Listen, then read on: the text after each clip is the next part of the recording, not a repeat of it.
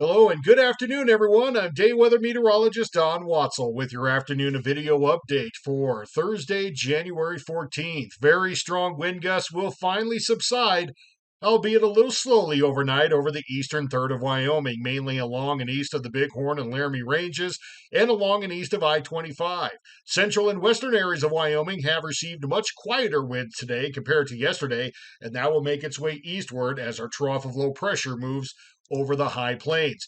Nevertheless, we will still have some leftover breezy and gusty winds in the far southeast on Friday.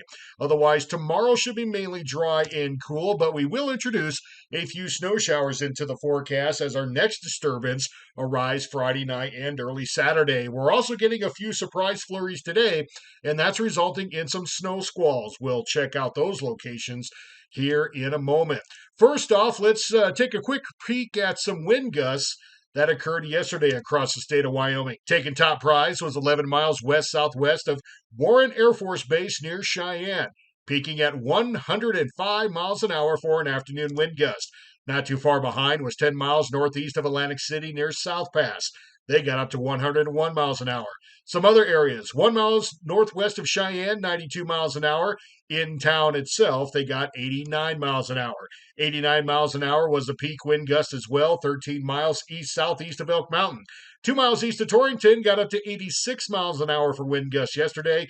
13 miles south of Glendo, just a little bit west, got up to 84. 1 mile northwest of Rawlins reported a wind gust of 83 miles an hour yesterday. About 2 miles southwest of Casper, they got up to 79.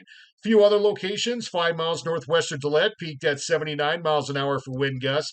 Jackson Hole got up to 76, and Cody measured a wind gust of 74 miles an hour. Now, again, this is just a small sampling of what occurred Wednesday.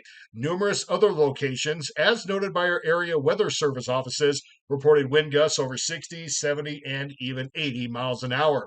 Our cold front that passed through the state last night, which of course is sitting right here, has now merged and morphed into a broad upper trough of low pressure that will eventually be making its way eastward across the Great Lakes and Midwest through the end of the work week. Meanwhile, right behind it, strong jet stream winds are still fueling those wind gusts over 60 miles an hour along the eastern plains.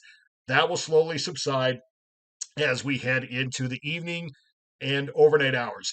Zeroing in back into your home, the wind gusts will be over 60 miles an hour around I-25 and points eastward, also around the Bighorns and near the Laramie Range and the Snowy Range. Now, with these wind gusts and our stiff northwest flow aloft, we tend to get what's called snow squalls. Brief, intense periods of strong winds and moderate to heavy snow, which quickly causes some very poor visibility. We've had reported squalls just across the border in far western Nebraska, and we're getting what looks like to be some snow squalls along sections of I-25. Now, even if the snow itself is not great, combining with those winds can quickly cause some periods of reduced visibility. This threat should subside as we head towards the evening hours with cold, breezy, and brief strong winds. Some gusts have been over 40 along I-80 between Rawlins and Rock Springs.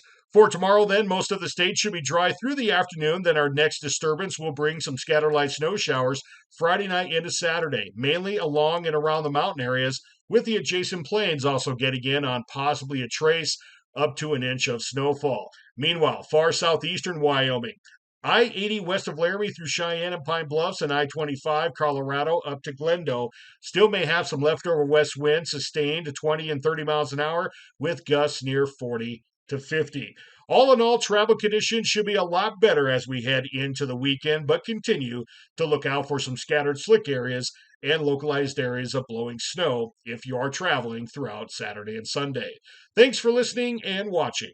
We'll talk to you again tomorrow.